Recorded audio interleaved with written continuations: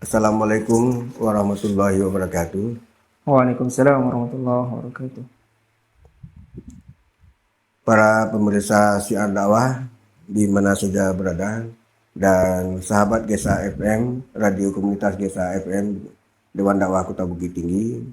Alhamdulillah pada hari ini kita kedatangan narasumber yang luar biasa sekali. Beliau adalah Khairul Amin SAG MPhil. Nanti yang akan mengupas tuntas seputar persoalan Idul Fitri. Alhamdulillah beliau sudah hadir di Syiar Dakwah dan juga di radio komunitas Gesa FM. Assalamualaikum Ustaz. Waalaikumsalam warahmatullahi wabarakatuh. Sehat Ustaz? Alhamdulillah bikhair. Selamat bergabung di channel Syiar Dakwah dan radio Gesa FM. Kita akan menyampaikan kepada pemirsa dan pendengar radio Gesa FM seputar tentang Idul Fitri. Insyaallah. Sebagaimana kita ketahui bahwa Idul Fitri ini merupakan momen yang ditunggu-tunggu oleh umat Islam. Setelah selesai melaksanakan 1 bulan penuh ibadah puasa, mendirikan puasa dan juga mendirikan qiyamul lail. Nah, orang-orang yang menjalankan ibadah puasa dan mendirikan qiyamul lail dijanjikan oleh Allah akan memperoleh predikat takwa. Kira-kira gitu ya Ustaz dah. Iya, idealnya. Idealnya begitu ya. Jadi ada juga standar Idul Fitri ini kan. Iya. Nah, ketakwaan itu apa standarnya kan itu. Nah, tapi banyak pertanyaan yang terkait tentang Idul Fitri ini. Mungkin dari segi apa maknanya, bagaimana latar belakangnya, kemudian bagaimana pula tata cara melaksanakannya, hubungan dengan zakat fitrah dan lain-lain sebagainya. Tapi sebelum kita masuk ke penyajian materi oleh Ustadz Khairul Amin, baik kita bacakan kurikulum vitae beliau, mungkin untuk bisa diketahui juga oleh pemirsa Syiar Dakwah dan pendengar Gesa FM. Ya. Nama beliau adalah Khairul Amin SAG MPhil. Tempat tanggal lahir Tanah Grogot. Tanggal lahir 13 Januari 1996. Pendidikan formal beliau adalah SMP Muhammadiyah Mujahidin Al-Mujahidin Balikpapan. Kemudian MA Muallimin Muhammadiyah Yogyakarta.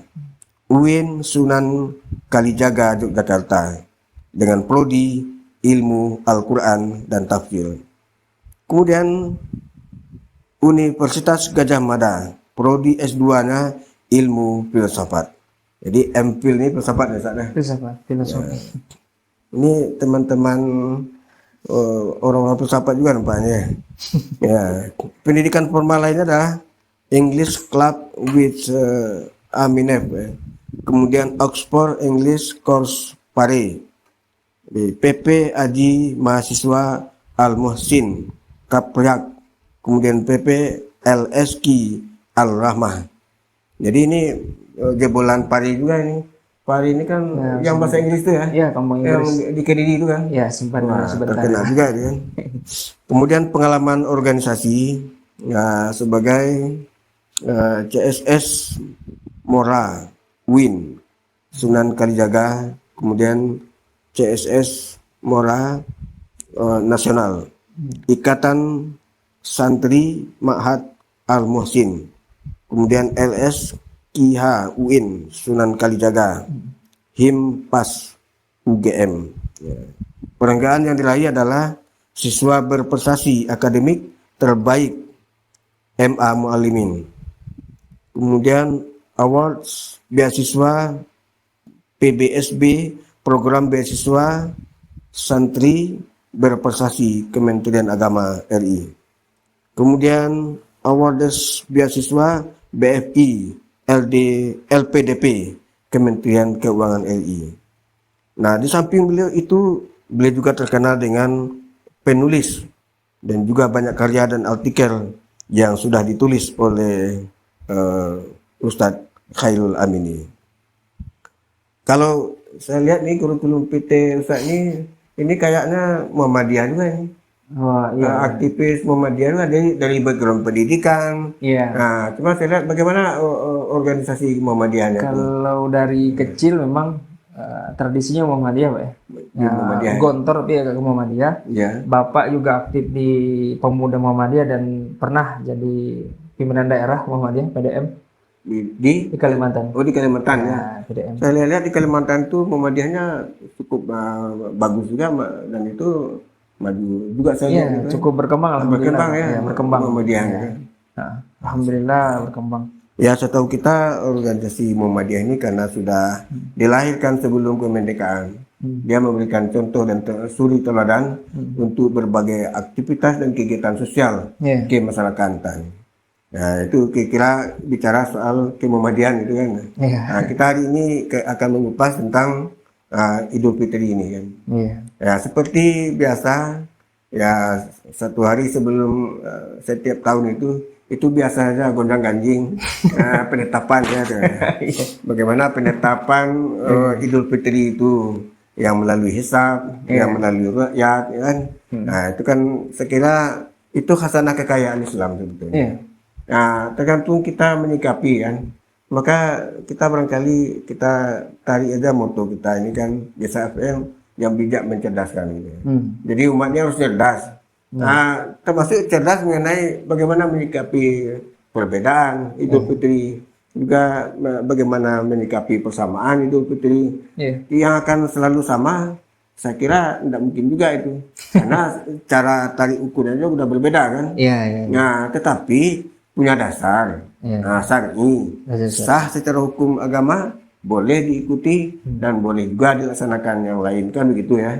Jadi tidak perlu kita ngotot kan, menyalahkan yang lain juga, dan kita selalu kita tidak akhirnya langsung saja ikut Idul Fitri akan salah juga jadi ya. Oke, baik Ustadz, kita masuk ke pertanyaan pertama mungkin hari ini. Bagaimana latar belakang lahirnya atau munculnya istilah Idul Fitri ini bagi umat Islam setelah selesai melaksanakan ibadah puasa? Nah, ya kalau kita kaitkan sebelumnya, puasa itu kan memang sudah ada juga sebelum Islam. Nah, apakah ada juga lebarannya itu? Nah, silakan Ustaz. Bismillahirrahmanirrahim. Assalamualaikum warahmatullahi wabarakatuh. Hamdan wa syukurillah, salatan wa salaman ala sayyidina rasulillah wa ba'd. Alhamdulillah, pertama-tama ya sebelum kita masuk ke pertanyaan, kita perlu patut memanjatkan rasa syukur kita kehadirat Allah Pak ya. Karena hingga saat ini ya, kalau menurutnya Muhammadiyah H-1, kalau mungkin dari pemerintah H-2 lah ya, organisasi yang lain, alhamdulillah ya, apapun itu hitungannya, alhamdulillah kita masih diberikan kemampuan dan kesehatan untuk menjalankan berbagai macam ibadah, salah satunya puasa ya, puasa Ramadan. Nah, tadi backgroundnya Pak Muhammadiyah, tapi selama mahasiswa saya mondok di pondok Nahdlatul Ulama sebenarnya. Ya, di Kerapia itu. Jadi dapat hazanahnya juga gitu. Tapi jadi kalau kita berbicara tentang Hari Raya Idul Fitri, maka tentu kita tidak bisa lepaskan dari ibadah puasa Ramadan. Jadi puasa Ramadan ya, bukan ibadah puasa saja, puasa Ramadan. Karena nanti puasa itu banyak macamnya. Nah, kapan pertama kali Idul Fitri itu dilaksanakan? Nah, tentu Idul Fitri pertama kali dilaksanakan sebagai tanggal 1 Syawal itu juga bersamaan dengan pertama kali puasa Ramadan disyariatkan. Nah, itu tanggal 2 Hijrah. Atau tahun 2 Hijrah, bukan tahun 2 Hijrah. Nah, tahun 2 Hijrah itu juga ada peristiwa besar lain, ada perang Badar di sana. Nah, jadi Idul Fitri itu pertama kali dilaksanakan pada tahun 2 Hijrah. Nah, kemudian mengapa dinamakan Idul Fitri? Nah, nama ini sebenarnya dari Nabi Shallallahu Alaihi Wasallam. Ya. Iya. Dalam riwayat hadis yang sahih disebutkan ya, bahwasanya dari Anas radhiyallahu an ya, ini seorang pelayan Nabi ya, khadimnya Nabi, Anas sahabat itu mengatakan bahwasanya ya, qala qadima Rasulullah sallallahu alaihi wasallam al-Madinata wa lahum yaumani yal'abuna fihima. Nah, jadi ketika itu Anas bersama Nabi ya, pertama kalinya awal-awal hijrah ya. Jadi ini awal-awal hijrah. Ya, masuk ke tahun 2 hijrah. Kemudian Nabi mendapati penduduk Madinah merayakan 2 hari. Jadi 2 hari khusus ya, dirayakan begitu oleh penduduk Madinah ya. Di mana wayal abuna dan bermain-main perayaan festival itu kan. Fihima di dalam 2 hari itu. Maka kemudian Nabi bertanya, "Ma hazanil yaumani?" Kata Nabi ya. Ini 2 hari ini hari apa? Kenapa kok orang ramai-ramai beraya gitu kan, berfestival? Nah, kemudian penduduk Madinah berkata, qalu kunna nal'abu fihima fil jahiliyah. Jadi zaman jahiliyah ada 2 hari bagi penduduk Madinah itu waktu itu. Ini konteks khususnya ya. Pada penduduk Madinah merayakan 2 hari itu. Dan 2 hari itu kemudian direspon oleh Nabi. Nah, apa kata Nabi? Faqala Rasulullah, Nabi mengatakan, innallaha qad abdalakum. Sungguh Allah itu mengganti bagi kalian ya. Mengganti apa? Bihima, 2 hari yang tadi, 2 hari yang di jahiliyah itu. Dengan apa kata Nabi ya? Bihima khairan, dengan yang lebih baik. Apa 2 hari yang lebih baik itu ya? Itu adalah Yaumul Adha wa Yaumul Fitr atau Yaumul Adha wa Yaumul Fitr. Jadi itulah dinamakan 2 hari itu. Kalau menurut orang Islam ada hari Idul Fitri, ada Fitri ya, ada Adha. Ya, Adha ini sembelihan ya, maksudnya kan hari menumpahkan darah sembelihan. Sama juga dengan Yaumul Nahar. Nah, adapun hari Fitri, Yaumul Fitri, itu ditambahkan kata Idun. Idun itu hari raya maknanya, ya, hari raya Fitri. Tapi Idun itu juga seakar kata dengan kata ada yang udu, artinya kembali ya. Nah, jadi makna kata Idul Fitri itu juga bisa bermakna kembali kepada fitrah atau kembali kepada mula yang asal. Nah, itu perihal dengan kisah dibalik kenapa nama 1 Syawal itu kok dikatakan Yaumul Fitri atau Idul Fitri. Nah, itu yang pertama. Jadi orang beraya. Nah, ini salah satu konteksnya, nanti akan kita bahas dilanjut mungkin di pertanyaan lain, Pak ya. Kenapa Idul Fitri itu orang harus berusaha untuk bahagia? Ya, karena itu adalah hari raya. Kapan lagi kita berbahagia kalau tidak di hari raya? Termasuk kan mungkin penyebutan Idul atau Idul pakai ain. Ain. Ini kan lidah biar kita ini kan sering. Ya biasa. Kalau di Jawa pakai Idul. Idul Fitri ya. Ya Idul Fitri. Kalau sudah di Indonesia kan Idul Fitri ya. Jadi hari. Jadi seperti itu Pak. Kalau latar belakangnya ya. Jadi dan hari raya Idul Fitri ini juga diadakan ya setelah kaum muslim itu menjalani ya kan puasa Ramadan bersama selama sebulan penuh, baik itu 29 hari atau 30 hari ya. Itu sebagai bentuk perayaan dari perjuangan. Nah, perjuangan di bulan puasa. Meskipun tadi ya sebagaimana Bapak sampaikan bahwasanya ada yang mungkin orang di Ramadan itu kualitasnya tidak seberapa. Ada yang cukup baik, ada yang sangat baik. Tapi Idul Fitri ya memang secara ya haknya idealnya dirayakan oleh orang-orang yang tadi yang melampaui standar tadi ya yang minimal yang mulai dan lain-lain kan melaksanakan amal-amal yang dituntunkan oleh Nabi di bulan Ramadan. Tapi secara luas dalam konteks yang umum ya orang yang bolong-bolong pun ibadahnya Nggak juga puasa pun, nggak puasa pun mesti harus malah duluan pula lagi. mesti harus bahagia juga. Inilah bentuk dari kerahmatan lil alamin ya, dari Allah SWT. Allah turunkan Islam sebagai rahmat. Bahkan non muslim pun itu merasakan rahmat dari Idul Fitri ya. Siapa banyak orang muslim berjual beli berdagang ketika mau Idul Fitri, orang pada menyerbu pasar. Ya, untung lo naik. Itu keberkahan. Baik Ustaz. Ya. Mungkin setelah kita ketahui latar belakang ya dari hasil pengamalan puasa 1 bulan penuh, kemudian pengganti hari raya 2 hari yang di waktu zaman jahiliyah itu, mungkin kan dari Yahudi ya, perayaan hari raya Yahudi mungkin yang 2 hari. Oh, orang-orang jahiliyah. Orang jahiliyah ya. Nah, jadi sekarang kira-kira bagaimana, apa keutamaan Idul Fitri ini bagi seorang muslim ya, gitu kan, dalam merayakan Idul Fitri ini? Ya, tentu fadilah Idul Fitri ya, karena dia adalah hari raya, maka dia adalah sebagai syiar. Ya. Syiar ke dalam diri kita sendiri ya, maupun syiar ke keluar diri kita gitu. Ibarat ini kita andaikan Pak ya, kan keadaan orang berpuasa macam-macam ya, dan tingkat kesulitannya berbeda-beda ya. Yeah. Ibarat ketika orang telah melampaui itu kan, syiar bagi dia adalah ya sebagai apa istilahnya, alhamdulillah saya telah melewati sekian waktu ini ya. Nah, dan syiar keluar pun juga perlu ditampakkan. Jadi keutamaan Idul Fitri, karena Idul Fitri adalah hari raya umat muslim, maka kata Nabi dia bagian dari syiar. Syiar. Makanya ketika Idul Fitri ya, ada sunnah untuk melaksanakan sholat di ruang terbuka. Nah, bahkan perempuan sekalipun yang memiliki keutamaan di beberapa hadis disebutkan untuk sholat di rumah ya.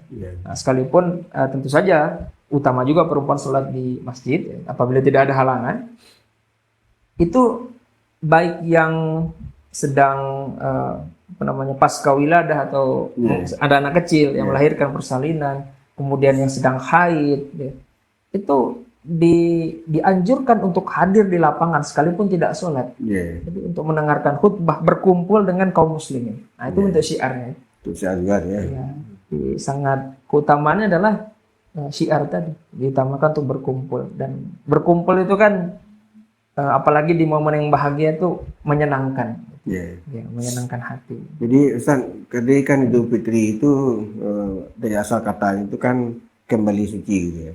Iya, kembali ke fitrah. Apakah ada hubungan dengan pembayaran zakat fitrah? Ya? Oh, ada. Nah, jadi ini bagaimana pula kan setiap muslim yang hidup di bulan puasa itu, atau bulan Ramadan itu diwajibkan membayar zakat fitrah kan? Iya, diwajibkan. Nah, kira-kira apa keutamaan daripada itu terkait dengan Idul Fitri ini ya? Iya. Jadi kalau kita melihat syariat zakat ini kan juga macam-macam sama dengan puasa Pak ya. Iya. Itu pemirsa, kalau kita melihat zakat ini kan sangat banyak ya. Ada zakat mal, zakat rikas, zakat zariah ya, zakat pertanian, peternakan, bukan zakat profesi yang terbaru, atau juga zakat gabungan juga ada. Yeah. Nah, ada juga kemudian zakat fitrah. Nah, apa keistimewaan zakat fitrah? Padahal kalau dari nilai-nilainya, kalau kita bandingkan dengan seluruh zakat, dampaknya paling kecil Pak. Paling kecil ya. Ya. Di mazhab Syafi'i, ya, Maliki dan Hambali itu satu sok takaran hanya sekitar mungkin 2,75 dari makanan pokok ya. Nah, meskipun nanti ada perdebatan lagi mengenai detailnya seperti apa. Di Hanafi 3,7 sampai 3,8 kilo makanan pokok. Nah, itu sangat kecil bila dibandingkan dengan zakat yang lain, zakat niaga gitu. Nah, tapi lantas di mana keistimewaan dari zakat fitrah sekalipun dia nampak kecil? Nah, kalau kita membaca surat At-Taubah ya, surat Taubah ayat 60 itu kan disyariatkannya zakat itu kan waktu zakihim biha kan. Nah, itu untuk mensucikan. Ya. Nah, untuk mensucikan ini kalau berkaitan dengan harta, mal, berarti mensucikan hartanya. Yeah. Nah, adapun zakat fitri berkenaan dengan keadaan diri kita. Jadi makanya bayi sekalipun ya, kalau dia ada di dalam keluarga yang mampu, dia membayar zakat fitrah. Anak kecil, stifle atau sobi itu membayar zakat fitrah, ditanggung oleh orang tuanya. Tapi dia membayar. Beda dengan zakat mal yang ditentukan dengan nisab, akhirnya hitungannya 1 tahun. Sudah sampai nisabnya apa belum? Zakat fitrah ini ya dibayar setiap tahun dan tidak membutuhkan nisab. Nah, tolak ukurnya ada ulama mengatakan orang itu tidak kesulitan untuk mencari makan sehari-hari. Nah, terkait dengan ketentuan-ketentuan zakat fitrah ini, mungkin kan apa-apa syarat yang bisa wajib di zakat fitrahkan kan. Sebab ini bayi lahir aja di bulan Ramadan itu wajib juga di zakat fitrahkan, dibayarkan, orang tuanya membayarkan. Apakah tidak bertentangan dengan hadis lain bahwa setiap bayi yang lahir itu kan dalam keadaan fitrah? Kullu mauludin yuladu al fitrah. Tapi kenapa dia harusnya juga membayar zakat fitrahnya? Apa hikmahnya? Hikmah di balik itu kan. Setiap fitrah itu ada hikmahnya mungkin Ustaz. Iya. Jadi ada Syekh Al-Jurjawi itu yang menuliskan Hikmat At-Tashri' itu. Beliau menjelaskan banyak sekali semua aspek ibadah ya, baik yang mahdhur dan non mahdhur dalam Islam. Apa hikmah-hikmahnya. Nah, zakat fitrah ini ya dia berbeda dengan zakat yang lain. Kalau zakat yang lain rata-rata untuk orang yang balik ya. Zakat niaga tentu niaga bisa dilakukan orang-orang yang balik. Tapi fitrah anak yang lahir sekecil pun itu ya masih baru beberapa bulan sudah membayar zakat. Nah, mengapa? Karena memang zakat fitrah itu hitungannya adalah jiwa, Pak. Ya, dia terkait dengan jiwa. Maka sekalipun anak bayi itu ya yuladu al fitrah ya, dilahirkan dalam keadaan fitrah, keadaan masih suci, bersih gitu. Zakat itu bukan karena dia bayi, tapi karena dia dianggap satu jiwa. Nah, jadi bayi sekali dia jiwanya satu, kita yang dewasa jiwanya satu. Ya, sama. Iya, jadi masing-masing manusia terhitung satu jiwa. Bagaimana mungkin dalam satu tubuh ada 2 jiwa? Tapi kalau ada ya, tadi orang bertanya ya berkenaan dengan itu, ya karena hitungannya jiwa. Hitungannya bukan usia, tapi jiwa. Dan zakat fitrah ini kan juga sebagai bentuk kafarat, Pak, sebagai bentuk penebusan. Jadi apa-apa yang belum sempurna kita laksanakan di Ramadan ini ya tentu sempurna hanya milik Allah kan. Berusaha kita beribadah di bulan Ramadan tentu pasti ada kurangnya ya. Ada salah, ada khilafnya, ada kurangnya. Nah, zakat fitrah ini untuk melengkapi itu. Untuk melengkapi itu. Jadi pemahaman kita sebagai awam kan karena bayi dilahirkan itu dalam keadaan suci dan fitrah kan. Kemudian zakat fitrah itu memang untuk mensucikan jiwa kan. Berarti kan sudah suci. Ada juga kewajibannya. Hitungannya jiwa ya. Nah, kisah kan. Kemudian terkait dengan perayaan Idul Fitri ini kan berbagai macam ya cara-cara pelaksanaan Idul Fitri ini. Tentu ada tuntunan menurut Rasulullah kan, tata cara sholatnya bagaimana dan juga yang lainnya kan. Nah, karena itu gimana? Tapi sebelum jauh ini mungkin kita jeda sejenak Ustaz. Baik Ustaz, kita lanjutkan pembicaraan kita ini. Ini mengenai Idul Fitri ini sangat menarik sekali ini kan. Dan pasti ini pendengar kita dan pemirsa kita sangat tertarik ini dengan sangat tertarik sekali dengan pembahasan-pembahasan seperti ini. Mungkin sebelum kita lanjut ke materi berikutnya, kita jemput ada yang tertinggal tadi mungkin. Persoalan zakat fitrah. Tadi kenapa harus membayar zakat fitrah? Itu terkait dengan jiwanya.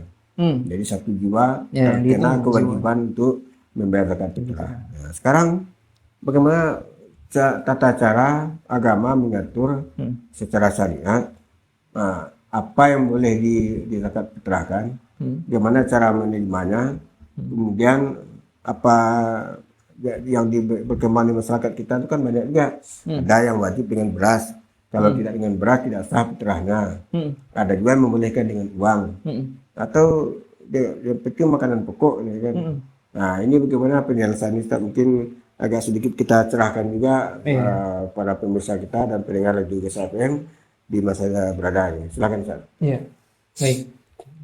Kalau kita melihat Nabi SAW dalam hadisnya kan disebutkan beliau berzakat fitrah ya, dengan bitamarin so'an ya, dengan makanan pokok waktu itu kurma ya, atau dengan di lain waktu, karena Nabi ini kan 9 kali Ramadan ya, berarti 9 kali itu ada yang kadang-kadang bayar pakai kurma, kadang-kadang membayarnya menaikkannya dengan gandum ya. Gandum ya. Nah, dan itu takarannya 1 sok. Nah, kita ke takaran ini dulu. Terjadi perbedaan pendapat di kalangan ulama berkenaan dengan apa yang dimaksud dengan 1 sok. 1 sok ini kan takaran. Ya, 1 sok. Takaran. Nah, itu terjadi perbedaan pendapat ya. Namanya takaran itu kan kalau dikonversi ya kadang-kadang ada perbedaan, Mbak ya. Nah, tapi kan bukan 1 sak ya. 1 sok, 1 soan gitu ya. 1 sak itu nanti 1 sak. Iya, ya, 1 sak ada 50 kilo. Iya. Ini pemirsa. Pemirsa share daun jadi tinggi. istilah-istilah itu perlu juga kita jelaskan. Jadi bukan 1 sak. Ya, 1 sak kan. Sak itu bisa 50 kilo. 1 sok, soan ya. Soan kalau di hadis itu. Nah, kalau di mazhab Hanafi, tadi sebagaimana sudah mungkin saya singgung di awal, 1 sok itu ketika dikonversikan kalau ke kilogram bisa sampai 3,7 sampai 3,8 kilogram. Nah, tetapi kalau kita melihat 3 mazhab yang muktabar yang lain, yang mazhab Maliki, mazhab Syafi'i dan Hambali, 1 sok itu disepakati 2,751 kilogram. Bisa digenapkan 2,7 ya, dan juga orang bayarkan 2,8. Kelebihannya ada nggak sedekah ya.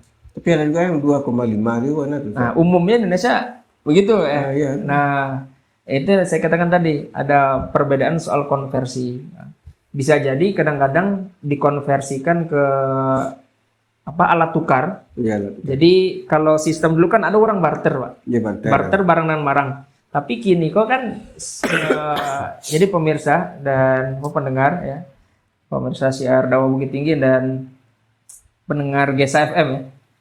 Kalau dulu orang ada barter. Kalau sekarang adanya alat tukar. Ya, yang umum, yang formal ya. Kalau non formal bisa saja saya tukaran barang dengan Bapak bisa kesepakatan ya. Tapi dengan alat tukar bisa jadi ya 1 sok kurma dirupiahkan kemudian itu mendapat 2,5 kilogram beras. Jadi dan kurs itu kan selalu fluktuatif ya, berubah ya. Nah, kecuali kita dengan emas, Pak ya. Misalnya dengan dinar, 1 dinar keping jelas berapa beratnya. Itu perihal berkaitan dengan beratnya tadi. Nah, tentu masing-masing otoritas di setiap daerah negara, kalau kita di Indonesia ya berusaha mengkonversi itu dan menetapkan berapa bayaran yang harusnya gitu ditunaikan. Kalau mengenai beras dengan uang, apalah kedudukannya itu kan? Nah, jadi sebenarnya ini ada kaitan juga kenapa dinamai zakat fitrah, kenapa ya zakat fitrah dinamai Idul Fitri. Itu satu akar kata semua.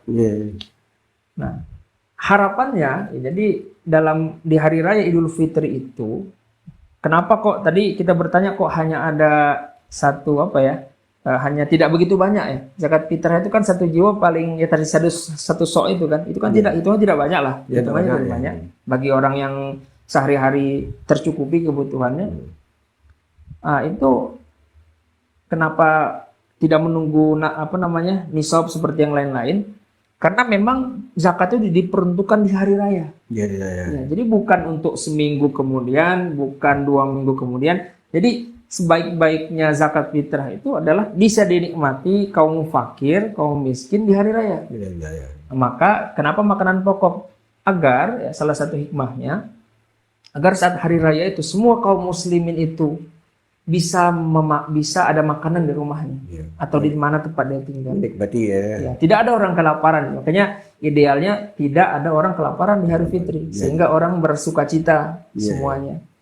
Nah, tapi kadang-kadang memang berkaitan dengan zakat fitrah ini yang sering kita agak salah kaprah itu ada nama panitia zakat, ada namanya amil. Iya. Amil ini resmi.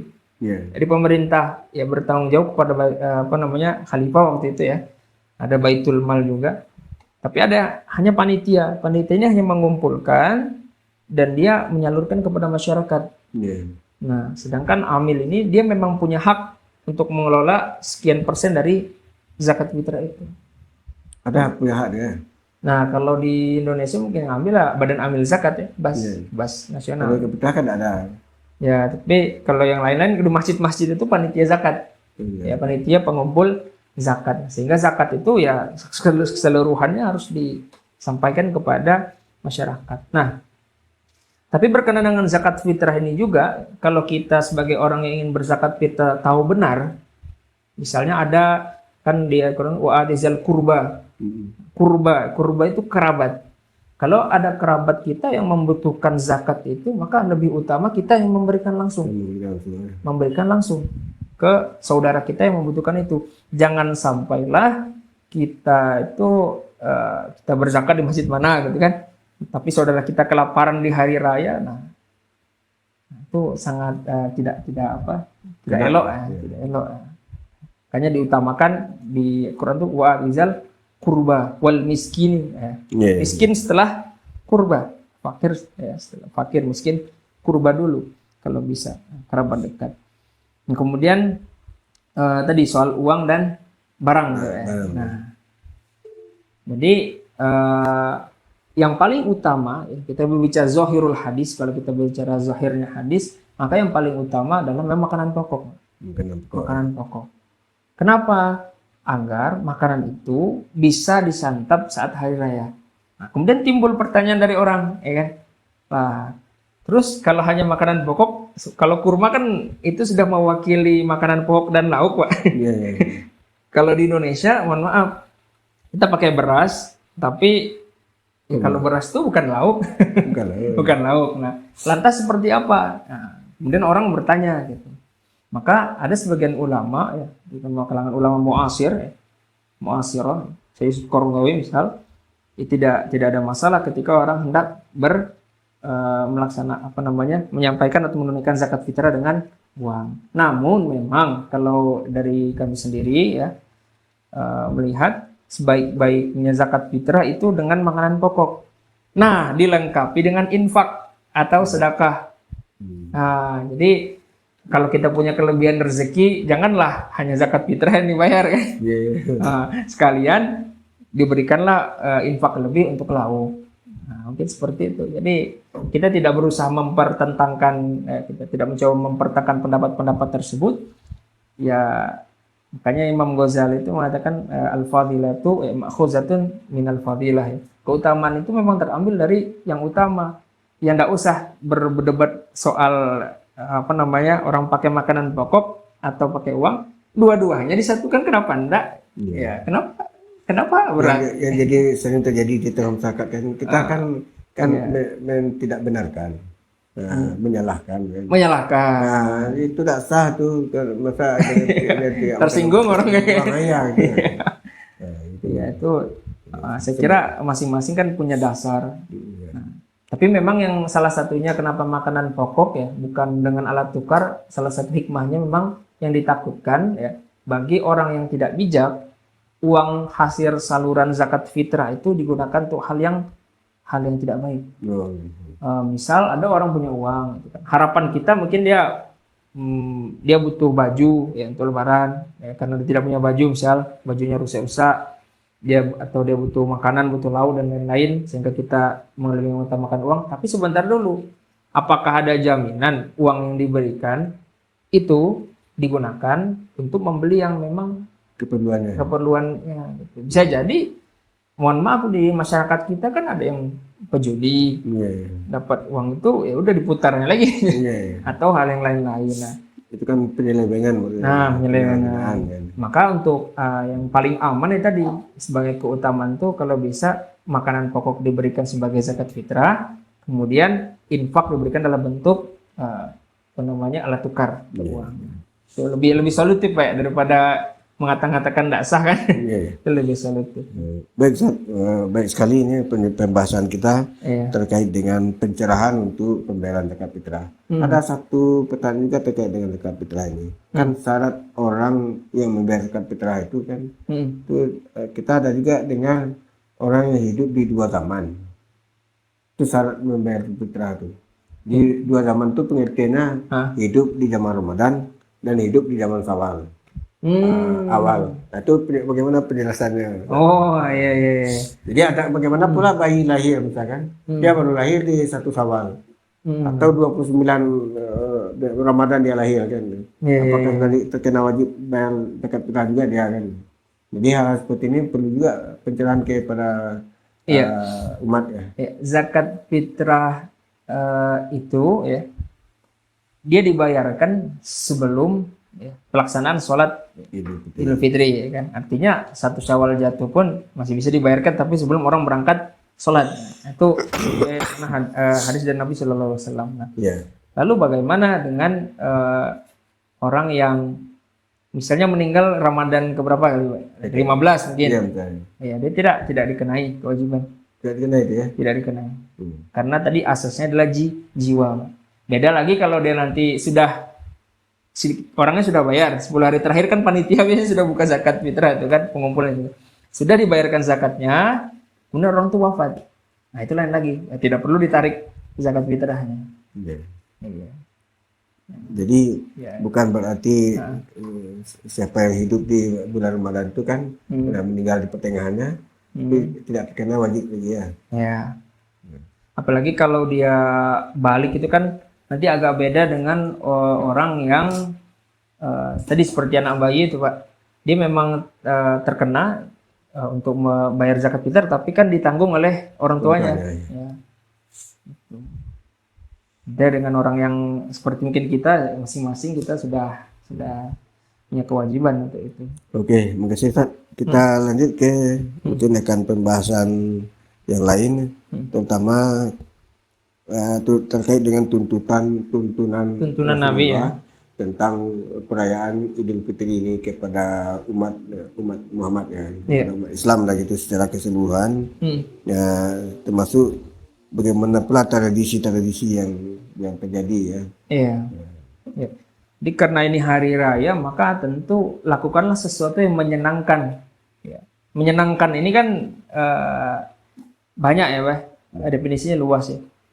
Nah, maka menyenangkan dan membahagiakan sesuai syariat. Nah, jadi karena ada yang menyenangkan dan mungkin merasa bahagia sekalian semu bahagianya, tapi maksiat. Nah, maka tentu melaksanakan hal yang menyenangkan dan membahagiakan ini dalam koridor syariat. Nah, lantas bagaimana tuntutan Nabi? Nah, tentu tadi dimulai dengan zakat fitrah, Pak. Tapi sebelum zakat fitrah disempurnakan dulu puasanya tadi, ya kan?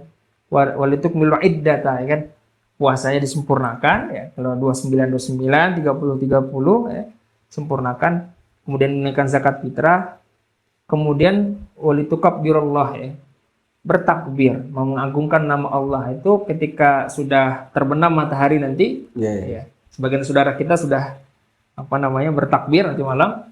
Nah itu dilantunkan, itu tuntunan pertama ya, takbir, zakat fitrah, puasanya digenapkan. Kemudian menjalani hari raya itu dengan penuh sukacita dan bahagia ya. Kemudian tapi tetap memperhatikan syariat ya. Sehingga nanti ya saat Idul Fitri itu ya kita juga disunahkan, bahkan sebagian ulama menyebutkan salat Idul Fitri itu ya, salat Id itu fardu kifayah. Fardu kifayah. Jadi tidak boleh dalam satu kawasan ketika hari raya orang tidak sholat, harus ada yang sholat. Nah, itu kifayah, seperti sholat jenazah itu.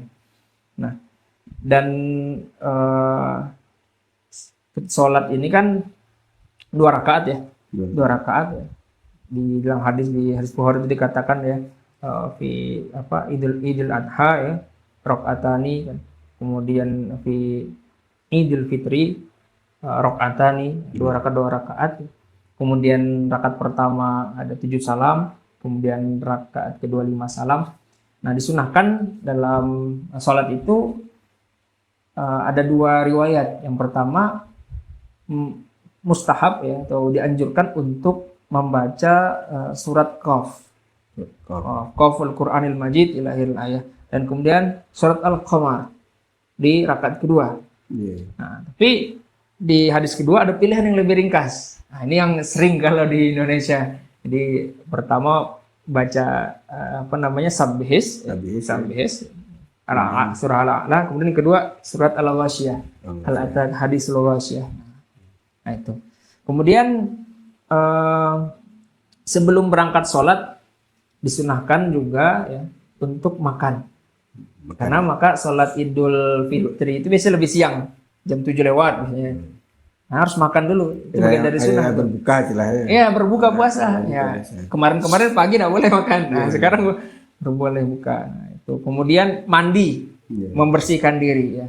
Mandi wajib, ya. Membersihkan diri ketika hendak memasuki bulan Syawal. Kemudian juga Rasul mengatakan tajmil atau perindah. Ya, kita kalau bisa di saat itu memakai sesuatu yang terbaik ya. Meskipun sesuatu yang terbaik itu tidak harus baru. Bisa jadi yang lebih lama itu lebih berarti, bermakna. Ya kan? Nah, itu. Kemudian pulang dari sholat itu kalau bisa jalannya berbeda dengan itu memang ada. Ya, ada hadisnya. Jadi dari Jabir bin Abdullah Rasulullah SAW bersabda, karena yaumul fitr ya, kata Nabi khalifut tariqi ya. Khalifut tariqi. Jadi biasakan kalau pas saat Idul Fitri ya, kata Nabi, di hari Fitri Nabi itu kata Jabir orang yang beda jalan pergi dan jalan pulangnya. Pergi dan jalan. Agar apa? Agar bisa bertemu dengan orang lebih banyak, lebih variatif, dan kita bisa menyampaikan salam, bisa bermaaf-maafan, silaturahim ya. Siapa tahu nanti kan ada orang tidak sempat basobo, Pak. Kalau orang Idul Fitri ini kan banyak kegiatan dan keluarga, bisa liburan, bisa silaturahim ke tempat yang jauh. Ya, bisa jadi momen bertemu dengan orang itu hanya setelah sholat. Kita nggak tahu kan? Nah, itu mungkin diantara tuntunan Nabi. Dan yang paling penting tadi tidak boleh merayakannya itu di luar koridor syariat. Boleh tidak berdendang atau bernyanyi? Ini menarik. Ada satu hadis dari Aisyah radhiyallahu anha. Ketika Sayyidina Abu Bakar itu ke rumah Nabi di hari Fitri. Terus bertemu dengan Aisyah ya. Aisyah Ummul Mukmin dengan 2 orang perempuan dari kalangan Ansor, 2 tetangganya. Dan 2 perempuan ini sedang berdendang, bernyanyi lah, melantunkan syair ya. Syair apa istilahnya? Yaumul Bu'ats ya. Ya, hari-hari tentang Arab lah, tentang tradisi Arab. Dengan alat musik bahkan. Kemudian Abu Bakar bertanya, kok bisa? Kenapa kok ada alat tiup yang sebelum itu Aisyah berkata mereka tidak benar-benar bernyanyi, maksudnya gitu. Dijelaskan Aisyah mereka ya berendang, hanya senang-senang, bukan benar-benar seorang penyanyi, seorang biduan, bukan. Ya, jadi anak-anak muda yang lagi senang berdendang ketemu dengan Sayyidah Aisyah, ya senang lah, orang senang lah ya, bernyanyi bareng gitu kan. Tapi mereka bukan penyanyi. Terus ditanyalah sama Abu Bakar, kok bisa di rumah Nabi, fi baitin Nabi gitu ya, ada bimahmuzi syayatin, ada alunan tiupan setan. Mungkin Abu Bakar kan tidak senang soal musik ini, termasuk sahabatnya. Kemudian Aisyah mengatakan bahwasanya Nabi SAW bersabda, umat Muslim itu tidak punya hari raya kecuali hari Idul Adha dan hari Idul Fitri. Inilah hari raya kita. Itu kata Nabi SAW. Jadi sesemarak itu. Jadi tidak heran kalau ada orang berdendang raya gitu ya di hari raya Idul Fitri. Sah-sah saja festival takbiran. Tapi jangan sampai takbiran ini mengakibatkan orang tidak sholat. Itu yang repot, yang keliru. Ya, repot kita ya. Iya. Gara-gara takbiran sholat tinggal kan. Sholat tinggal. Sholat maghrib lewat, isya lewat. Nah, itu Pak. Nah, ini. Bahkan ada yang sampai pernah saya lihat dengan mata kepala sendiri tuh di satu tempat tuh pas takbiran orang minum miras, Pak. Nah, Wah, itu yang ya itu tidak disyariatkan gitu ya. iya, jadi kalimatul haq urida bihil batil. Baik, Ustaz. Kita masuk mungkin ke tradisi perayaan Idul Fitri ini. Kan ada juga dari berbagai belahan Dunia ya. dunia ya. Kemudian Indonesia juga bagaimana Ustaz melihat ini dari segi konsep syariah? Iya, kalau saya melihat ya tadi konteks kalau sudah tradisi itu kan ada urf sahihah ya, ada urf fasidah. Jadi urf yang sesuai dengan koridor syariat ya, masih dalam koridor syariat. Ada yang berbeda ya, urf fasidah itu. Nah, kalau seperti di negara lain, bisa di Turki, kita bisa searching ya Pak ya sekarang ya di YouTube bagaimana. Di Turki itu ada tradisi membagikan makanan manis-manisan lah, ya kue-kue manis itu ketika hari raya. Ya. Nah, kemudian di banyak tempat juga seperti itu, orang berkumpul, makan, bersilaturahim ya. Bahkan di Mesir itu katanya sampai 4 hari perayaan itu, jadi masih terasa hawa Idul Fitrinya ya. Kalau di Indonesia kan paling 1-2 hari lah ya. Kalau Indonesia ketupek gitu ya. Ketupek, ketupek, ada ketupek pical ya. Macam-macam juga tuh. Iya macam gitu. Ada pical ya. Iya, ada nasi kapau Pak ya. Iya. Nah, jadi seperti itu. Makan-makan itu tidak terlarang. Ya, bagi yang tidak dilarang. Ya, kalau kata dokter misalnya sudah tidak makan daging harus dikurangi. Ya janganlah juga himbauan medis itu diabaikan, jangan juga. Kan lebaran kan. Iya, alasan orang kan lebaran. Iya. Ya repot kalau hari ko lebaran, 2 hari lagi opnam kan repot. Jadi yang awalnya ingin bahagia jadinya tidak bahagia. Nah, kemudian juga tradisi di Cina juga, kalau Cina itu umum, di Cina kan lumayan ya, sampai muslim lumayan Pak, jutaan. Banyak juga. Itu mereka ziarah kubur biasanya. Ziarah kubur ke pendahulunya. Ini juga masalah, ini kan sebagian orang kan agak anti ziarah Pak ya. Ya, tidak ada masalah dengan ziarah, apalagi ziarah itu ditujukan untuk mengingat mati, mengingat kebaikan orang itu kan, leluhur, apalagi orang-orang yang pertama muslim kalau di Cina itu ya leluhur muslimnya yang pada diziarahi itu. Ya mungkin yang tidak boleh adalah kita meminta-minta berkuburan. Ya banyak tradisinya. Kalau Indonesia apa? Mudik mungkin Pak yang paling ikonik ya. Paling itu mudik ya. Ya. Dan mudik ini luar biasa kalau niat kita benar ya, mudik untuk menjalin silaturahim. Wah, betul-betul Allah akan karuniakan rahmat dan anugerah itu. Karena perjuangannya dari Jakarta ke sini aja normal kalau bis itu 2 hari Pak ya. 2 hari. Kalau lagi mudik macet bisa 3 hari itu. Itu luar biasa. Jadi tapi jangan salah niat pulang kampung karena sukses ya. Lantas pulang kampung kemudian bawa mobil baru. Ya. Wah ini mobil baru saya hasil dirantau ada. Tidak elok. Jadi memang niatnya mudik adalah silaturahim. Baik Ustaz, mungkin kita sudah akan sampai di penghujung acara kita ini. Sebelum kita masuk ke closing statement, mungkin perlu juga diberi penjelasan dan bagaimana kita sebagai umat Islam menyikapi perbedaan penetapan hari raya ini kan. Nah, ada yang hari Jumat, ada yang hari Sabtu kan. Walaupun sidang isbat baru malam nanti akan dilakukan oleh pemerintah. Nah, ini perlu juga kita beri semacam penjelasan gitu ya. Iya, tayyib. Sebenarnya perbedaan itu berbiasa. Jadi al-fiqh ya, fil fiqhi ya, yaltazimul ikhtilaf. Jadi kalau dalam fikih itu pasti umum saja orang berbeda. Nah, apalagi perbedaan metodologi ijtihadiyah kan. Makanya muncul mazhab-mazhab. Nah, adapun berkenaan dengan penetapan ya atau isbatu Syawal atau penetapan bulan-bulan lain itu berbeda karena perbedaan metode ya. Yang umum itu kan ada 2 metode. Ru'yat pertama, ya. Sumu li ru'yatihi kan, waftiru li ru'yatihi, itu kata Nabi. Kemudian hisab. Hisab ini landasannya Quran. Walita lamu adadas sini nawal hisab. Surat Yunus ya. Nah. Dan waqaddarahu manazila, ya kan. Dan Allah tetapkan posisi-posisi bagi benda langit. Jadi itu ada ukurannya. Dan hisab ini sebagai ilmu perhitungan astronomi ya, sudah ada sejak zaman India, ya. Zaman kuno sebelum Nabi Muhammad sudah ada. Gitu. Nah, kemudian berkaitan dengan hisab ini sendiri berkembang dari ru'yat dan hisab itu menjadi beberapa metode. Setidak-tidaknya kalau di Indonesia yang pernah terkenal, Pak ya, itu ada 4 metode.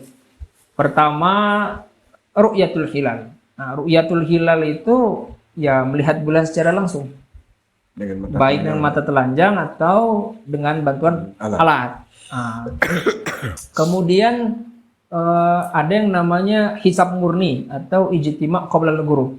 Itu betul-betul murni hisab, murni hisab.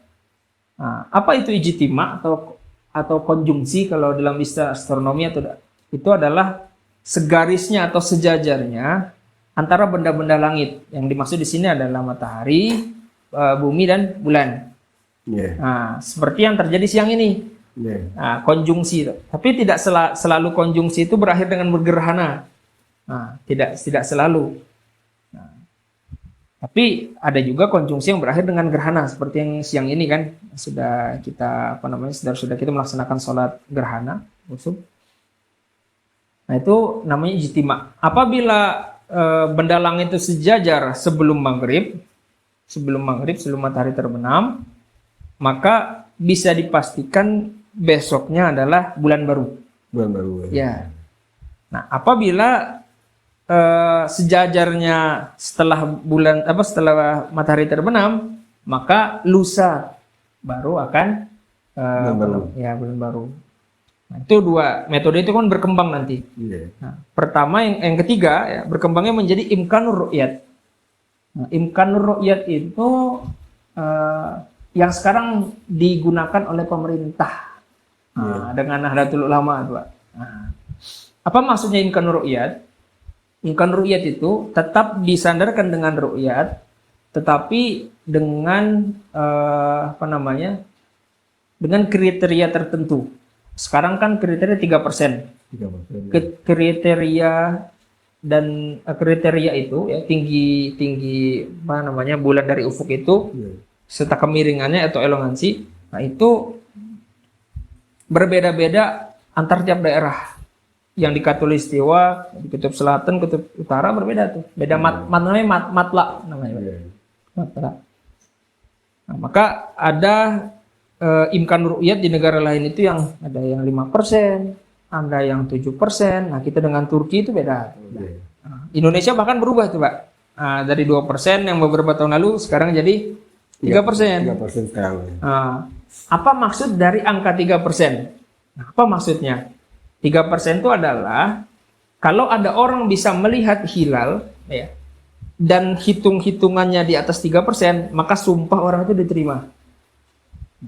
Nah, kalau ada orang melihat hilal sementara hitungan hisabnya di bawah dari kriteria, di bawah dari 3 derajat kalau di Indonesia, maka sumpahnya pasti ditolak. Makanya pernah kita dengar itu kan, Pak, sumpah orang yang melihat hilal ditolak di sidang isbat, ya kan? Kenapa? Karena hitung-hitungan hisabnya, ya, hitung-hitungan derajatnya itu di bawah dari kriterianya imkan. Nah, imkan posisinya. Nah, kemudian mengapa Muhammadiyah? Nah, ini metode keempat namanya wujudul hilal. Nah, ini metodologinya Muhammadiyah. Wujudul hilal. Wujudul, kisab hakiki wujudul hilal. Nah, wujudul hilal ini ya bukan tanpa ruqyat. Sebenarnya observasinya juga rutin. Saya punya kenalan beberapa, Pak, di observatorium kalau di Jogja itu di UAD Medahlan. Kalau di apa, setahu saya yang di tempat lain itu di mana ya? Di Sumatera Utara kayaknya ada juga ya. Observatorium falaknya ya. Itu rutin untuk meneropong bulan. Iya. Nah, tapi ya kehadiran bulan itu ya, dengan hisab bisa dipastikan. Nah, bedanya tadi kalau yang Kemenak itu atau pemerintah itu kan 3%. 3% ya. Kalau ada 0%, Pak. 0% ya. Ya. Jadi kalau 0,01% misalnya sudah bulan masuk 0,1%. Nah, ketinggian bulan sudah lebih ufuk. Orang mau meneropong tidak kelihatan tetap masuk. Jadi bukan apa namanya, sandarannya bukan orang melihat tidak melihat lagi, tapi ada apa tidak. Nah, misalnya saya di sini, saya bertemu dengan Bapak di satu acara, terus di tempat lain kita bertemu kan Pak. Oh tadi Pak Ustadz ke acara itu ya? Oh iya saya ke acara itu Bapak. Tapi kok saya tidak lihat Pak Ustadz? Nah, bisa jadi kita berada tapi tidak bertemu. Nah, begitupun analoginya kalau kita melihat langit Pak. Apakah setiap benda langit seperti bulan misalnya kita dapat lihat setiap malam? Tidak selalu kan? Bisa jadi tertutup awan, tertutup kabut, hujan, cuaca, ya terhalang karena cuaca. Nah, bagi Muhammadiyah terserah mau berapa persen, kalau sudah melewati 0%, kelihatan tidak kelihatan di ruqyat, maka sudah masuk. Ya. Maka kalau terjadi perbedaan, pasti hitung-hitungan hisabnya di bawah dari kriteria. Nah, jadi kalau begitu, itu penetapan 3%, pendekatan 0% itu semacam angka koefisien juga nampaknya kan? Ya. Nah, apa dasar mengambil angka koefisien ini kan? Nah, kalau imkan itu, kalau Muhammadiyah kan karena tadi wujudul hilal, bagi Muhammadiyah di atas ufuk walaupun 0,1% itu berarti sudah wujud. Oh, sudah wujud. Itu. Jadi Muhammadiyah itu ibarat ya sedikit apa atau sekecil apapun sesuatu kalau dia ada ya ada. Nah, tapi kalau bagi pemerintah imkan itu kenapa bisa 3%? Karena 3% itu dianggap kita bisa melihat hilal. Jadi angka di imkan itu jadi angka di mana kira-kira orang bisa melihat. Berarti kacamata pandang beda gitu. Ya, jadi itu aja Pak. Jadi kalau satu didasarkan perhitungan, beratnya ke perhitungan, satu berdasarkan langsung kesaksian mata. Ya. Tapi sebetulnya kalau logikanya memang satu derajat aja itu. Kalau digeser, itu kan kalau sampai apa kan udah jauh beda itu kan. Ya. Ini sumbunya kan. Ya. Nah, ini digeser satu derajat kan. Ya. Sampai nanti ke tujuan itu udah jauh lah. Kembangnya. Nah, itu, jadi kalau begitu logikanya, nah, ini yang perlu kita diberikan penjelasan kepada umat. Iya, jadi seperti itu. Biar cerdas kan. Nah, tidak perlu ribut-ribut ya, tidak perlu mempersoalkan kan, karena masing-masing punya dasar sendiri. Masing-masing punya dasar dan kuat Pak. Nah ya, cuman Muhammadiyah punya keyakinan kalau udah 0% lebih, itu berarti udah wujud. Ya sudah wujud. Kalau pemerintah kalau 3% baru wujud. Baru wujud karena kira-kira bisa dilihat. Bisa dilihat. Bisa dilihat kan. Kalau cuacanya jelek nggak bisa lihat gimana? Kalau hujan, nah mungkin bisa lihat. Nah, ya itu kira mungkin. Ya, itu kemudian diistikmalkan itu kan, dilengkapkan. Nah, sedangkan di hadis lain ada juga yang berbunyi fakduru lah, ya. Mau ditentukanlah. Nah, Muhammadiyah itu setahu saya memaknai fakduru lah itu adalah ditentukan dengan perhitungan. Ya, jadi bukan hanya. Jadi kalau orang bertanya hisab ini apakah sekedar ilmu astronomi? Tidak. Jadi hisab itu ada dasarnya di Quran dan di hadis. Nah, seperti itu. Jadi ala kulli hal masing-masing punya pendapat ya. Kalau memang imkan itu kan memang apa ya? Karena dia melihat dengan mata kepala sendiri mungkin jadi yakinnya lebih mungkin ya. Tapi bisa jadi hitung-hitungan juga meyakinkan seperti itu 1 tambah 1. 2 kan? Apakah kita harus melihat satu dan satu ditambah kemudian 2? Enggak kan? Di pikiran kita 1 tambah 1 sudah 2 ya.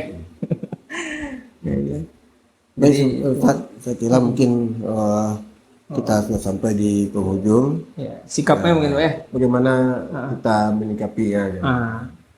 Adapun sikap kita ya sebagai orang yang katakanlah awam, kita setidak-tidaknya menjadi dua bagian besar. Kalau nggak kita ya muqallid, ya kita muttabi. Ya, muqallid adalah orang ya sudah kita mengikuti saja. Ya. Apalagi kita tidak pernah belajar dasarnya, tidak pernah mendalami itu spesialisasi ilmu tersebut, ya maka ikuti saja. Kalaupun ada ijtihad yang berbeda, ya insya Allah dua-duanya selamat. Ya, jadi al-ijtihadu la yanqudu bil ijtihad. Jadi satu ijtihad tidak merobohkan ijtihad lainnya. Kenapa? Karena ijtihad ini tidak mengasal-asal, gitu kan? Jadi ada dasarnya semua. Ikutilah yang mana kita yakin. Nah, atau mutabi. Nah, yang mutabi ini lebih baik. Mutabi itu kita mengikuti satu pendapat, tapi kita coba pelajari. Kita punya pengetahuan tentang pendapat yang kita ikuti. Jadi bukan ikut sekedar ikut, Pak ya. Nah, bukan ikut sekedar ikut. Oh ya, ternyata metodologinya seperti ini. Nah, ini lebih meyakinkan buat saya ikuti. Nah, itu. Jadi kalau itu dan kita tidak perlu ribut di sosmed lah, ribut di keseharian dengan tetangga, gitu ya. Karena memang itu bukan kepakaran kita. Gitu. Ada ruangnya khusus untuk membahas perdebatan metodologi, Pak. Iya. Jadi bertengkar rasa saja. Kalau anak kecil itu saya amati malah bahagia lebaran 2, Pak. Nampak ya. 2 hari dia lebaran tambah banyak dapat apa? Iya. Dapat ampaunya. Dapat ampaunya dua kali kan. Bahagianya mereka. Artinya ya tadi ya kita rayakan saja dengan bahagia. Ya. Toh sama-sama lebarannya 1 Syawal. Nah, meskipun nanti beda hari ya. Ya baik pemerintah ataupun organisasi yang lain, organisasi keagamaan, ya, semua umat muslim lah, semua sepakat lebaran itu 1 Syawal. Ujung-ujungnya tahun baru Muharram ketemu lagi, Pak. Iya. Nah, iya. Baik Ustaz, barangkali udah cukup kita untuk closing statement ya.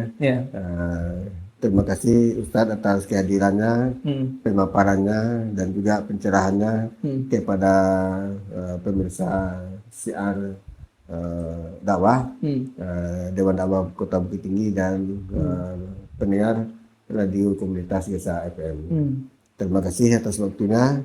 Demikian perbincangan dan sahabat Gesa FM dan pemirsa channel YouTube dialog kami dengan Ustadz Khairul Amin, SPD MPIL. Mohon maaf wabillahi taufik wal hidayah. Wassalamualaikum warahmatullahi wabarakatuh. Waalaikumsalam warahmatullahi wabarakatuh. Selamat Idul Fitri, mohon maaf lahir dan batin. Ya, selamat Idul Fitri, Pak. Allah taqabbalallahu minna wa minkum.